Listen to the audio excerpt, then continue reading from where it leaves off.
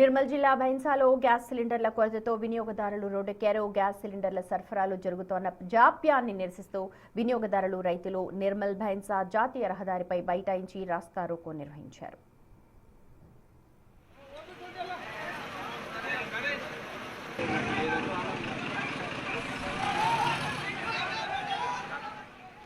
Gas ఏజెన్సీల నిర్వాహకులు కావాలనే కృత్రిమ కొరత సృష్టిస్తున్నారంటూ ఆగ్రహం వ్యక్తం చేశారు. వారంతా ఉదయం నుంచి గంటల తరబడి క్యూ లైన్లో నిలబడుతూ ఉన్న స్టాక్ లేదు అన్న సాకుతో సిలిండర్లు ఇవ్వడం లేదంటూ ఆరోపిస్తున్నారు. ముఖ్యంగా వ్యవసాయ పనులు ముమ్మరంగా సాగుతోన్న ఇలాంటి సమయంలో పనులన్నీ వదులుకొని గ్యాస్ కోసం వస్తే నిరాశ ఎదురవుతోంది అంటూ రైతన్నలు ఆవేదన వ్యక్తం చేస్తున్నారు.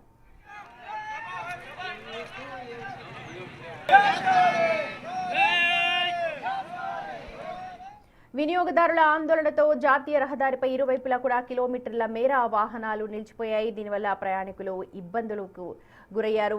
సమాచారం అందుకున్న పోలీసులు అక్కడికి చేరుకుని వినియోగదారులకు నచ్చచెప్పే ప్రయత్నం చేశారు.